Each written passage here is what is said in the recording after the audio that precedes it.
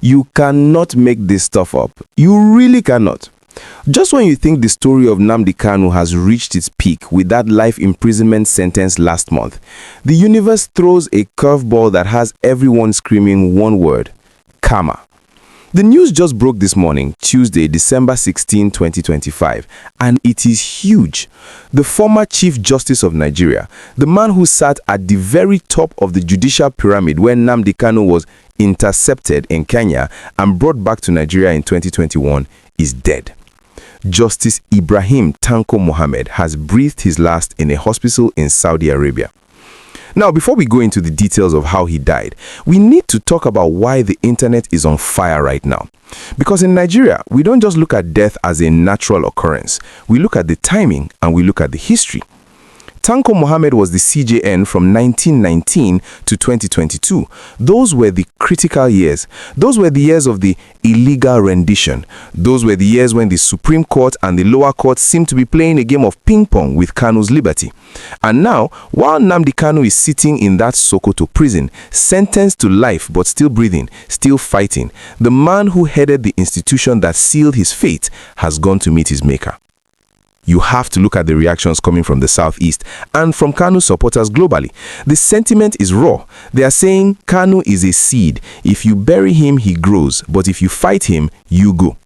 It sounds harsh, I know, death is a solemn thing, but you cannot ignore the fact that for millions of IPOB supporters, Tanko Muhammad represented a judiciary that they believe failed them.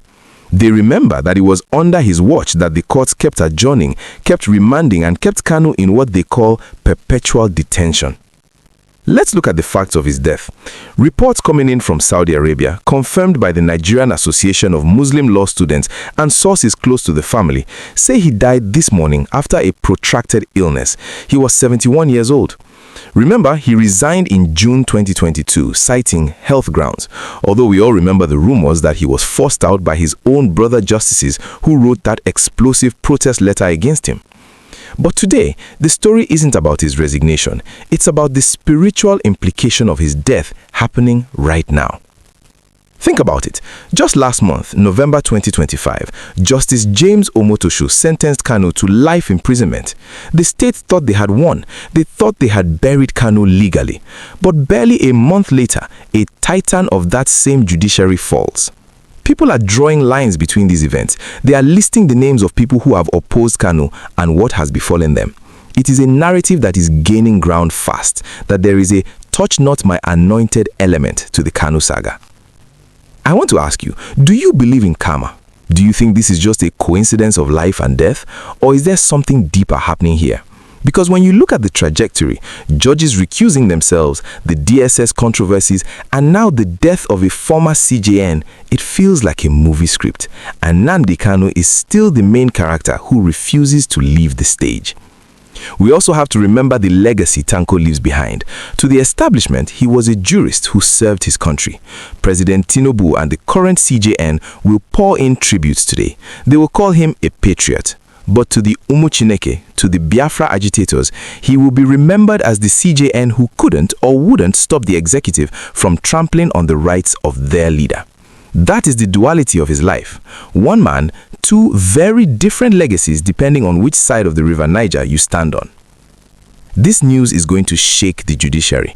It is a reminder to the current judges, to the likes of Justice Omotosho, who just delivered that life sentence. Power is transient. You might hold the gavel today, you might have the power to condemn a man to life in prison, but ultimately there is a higher court. And today, Tanko Muhammad stands before that higher court. The question now is, how will this affect the morale of Kanu's supporters? I can tell you, they are energized. They see this as a sign. They see this as vindication. They are sharing old videos of Kanu warning his persecutors. You know the ones I'm talking about, where he says, "I will be here and you all will be gone." Today, that statement looks less like a boast and more like a prophecy. I really want to hear your opinion. Is it right to link his death to Nnamdi Kanu, or is that being insensitive to the dead? Drop your comments below. Let's get a real conversation going. This is the kind of story that defines a generation. And please, if you want to stay on top of these breaking stories, if you want the analysis that no one else is brave enough to give you, you need to subscribe to this channel right now. Smash that like button so YouTube knows this is the content you want to see. We don't just read the news, we interpret the signs of the times. Click subscribe, turn on the bell, and I will see you in the next video.